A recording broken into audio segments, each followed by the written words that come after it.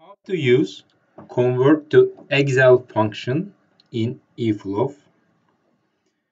First, I've got to develop new data element, let's say document, and it will be with an element type of document.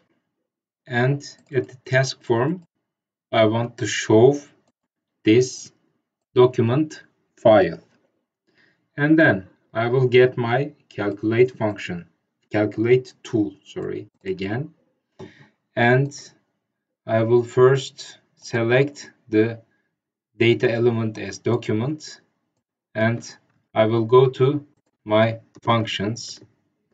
Here I have convert to Excel function, and I want to convert to Excel this sales to table.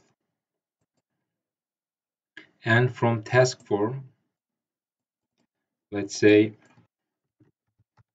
convert to Excel, and let's change background color, and I want it to go back to the task form in order to show you how it will look like. So I save this process and I activate it, and I go back to eFlow and I start a new process.